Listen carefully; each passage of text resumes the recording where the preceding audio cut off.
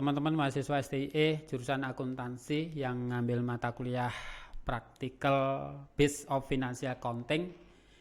Pertemuan kali ini akan kita bahas terkait dengan piutang usaha, di mana munculnya pengakuan atas CKP itu berdasarkan analis umur piutang. Nah, di sini ada data-data ya, dan untuk mahasiswa yang ngambil mata kuliah ini sudah kami share juga data ini di GC, nanti bisa Anda praktekkan juga. Nah, di dalam podcast ini akan kami sampaikan sekilas, di mana pada saat Anda akan menyusun CKP berdasarkan analis umur piutang, tentunya Anda harus memiliki tracer data dulu yang terkait dengan debitur.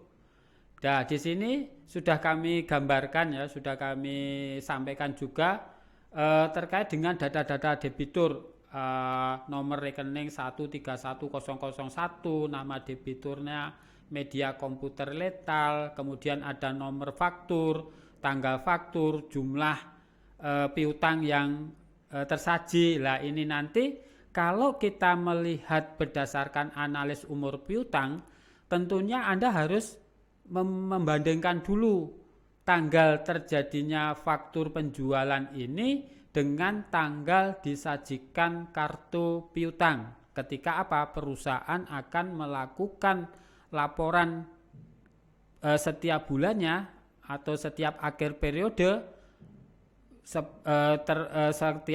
periode untuk data-data piutang. Nah, di sini kartu piutang dibuat 30 Juni 2020, sedangkan tanggal transaksinya ya berdasarkan tanggal faktur masing-masing debitur.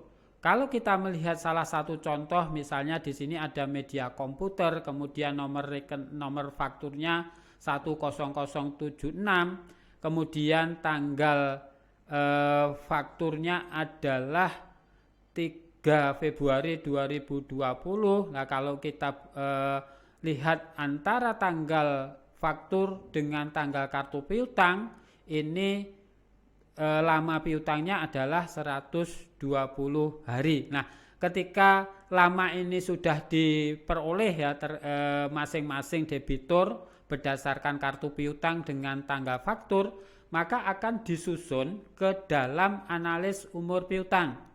Nah, misalnya di media komputer tadi yang lebih atau di atas antara 120, 91 sampai 120 karena tidak lebih kan tadi. Nah, posisinya ada di sini. Nah, sehingga kita sajikan di 91 sampai 120 karena kalau tadi lamanya tidak lebih dari 120, maka disajikan di sini.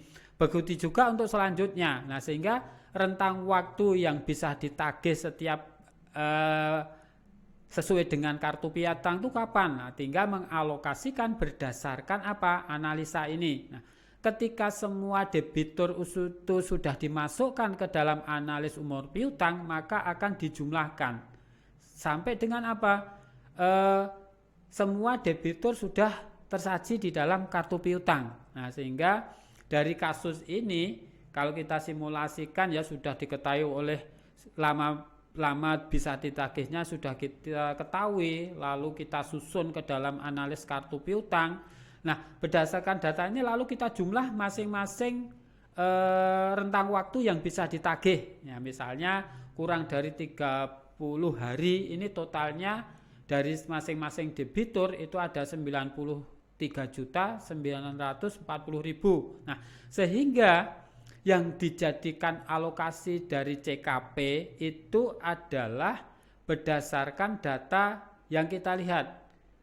Ada catatan dari entitas bahwa umur piutang yang bisa ditagih itu 99 hari untuk kurun waktu yang kurang dari 30 hari. Nah, makanya yang menjadi CKP itu 1%-nya. Nah, sehingga 1% kali total data yang bisa ditagih kurang dari 1 bulan. Nah, sehingga yang menjadi perhitungan CKP-nya adalah sesuai dengan tabel yang ada di dalam kasus ini. Nah, sehingga dari data-data ini akan ditemukan total dari CKP berdasarkan analis umur piutang 12.485.400. Nah, karena berdasarkan data tadi ada satu debitur yang tidak bisa ditagih atau mengalami kerugian, ya di sini mengalami kerugian bersaldo kredit,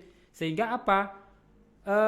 Perlakuannya akan mengurangi CKP ketika sudah dilakukan analis. Nah, sehingga apa? Total dari kartu perolehan CKP ini dikurangkan dari saldo kreditnya, sehingga yang diakui atau yang diungkapkan nanti sebagai CKP adalah 11.355.400 rupiah, sehingga akan dicatat ke dalam pengakuan munculnya CKP kerugian piutang pada CKP sebesar 11.355.400. Lah ini sekilas untuk simulasi terkait dengan piutang di mana munculnya CKP itu berdasarkan analis umur piutang. Nah, untuk sesi ini juga sudah kami sampaikan di GC ya, untuk simulasinya bisa Anda lihat di sana. Terima kasih.